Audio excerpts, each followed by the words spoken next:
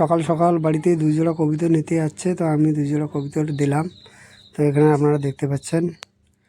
আসসালামু আলাইকুম, আশা করি ভালো আছেন। তো বর্তমান যেহেতু ঠান্ডা পড়ে গেছে, তো আমি কিভাবে এই ঠান্ডায় আমার হাঁস মুরগিকে সুস্থ রাখি এবং খুব কম খরচে অল্প ওষুধ দিয়ে সারা বছর কিভাবে আমার হাঁস মুরগিগুলোকে সুস্থ রাখি, তো এটাই আজকে আপনাদের মাঝে শেয়ার করব। যেহেতু আমার খামারে অনেক পরিমাণে হাঁস মুরগি কবুতর কোয়েল পাখি রয়েছে, তো এত পরিমাণ হাঁস মুরগি কোয়েল পাখি কবুতরকে সবসময় ওষুধ খাওয়ানো পসিবল নয়।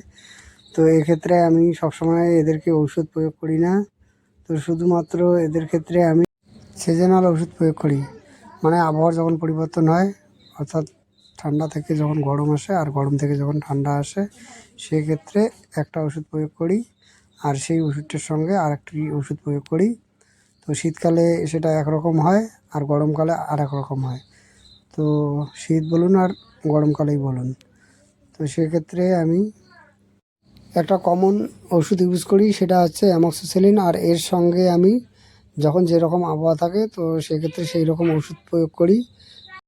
যেহেতু আমার হাঁস মুরগি কবুতরগুলো ছাড়া রয়েছে, তো বর্তমানে যেহেতু ঠান্ডা পড়ে গেছে, তো সেক্ষেত্রে আমি বর্তমানে এদেরকে অ্যামক্সিসিলিনের সঙ্গে খেতে দেবো পেট খারাপের ওষুধ, আর সেই সঙ্গে দেবো ঠান্ডার মানে সর্দি কাশের ওষুধ।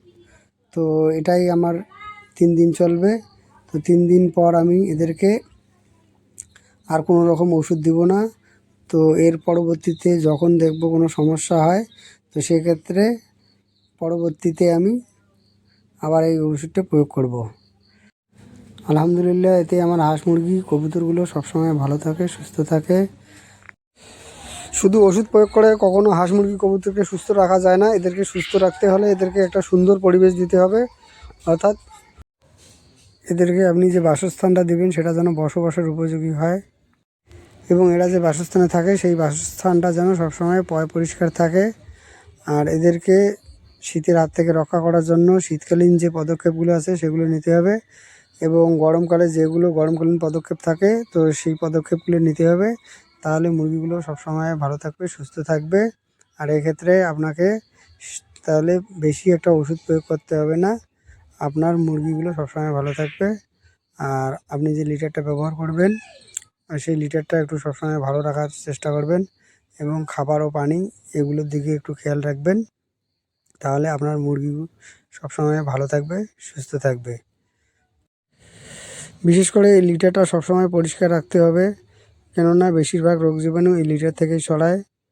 তো আশা করি আজকের ভিডিওটা আপনাদের ভালো লাগছে। তো আপনারা কে কোথা থেকে ভিডিওটা দেখলেন একটু কমেন্ট করে জানাবেন।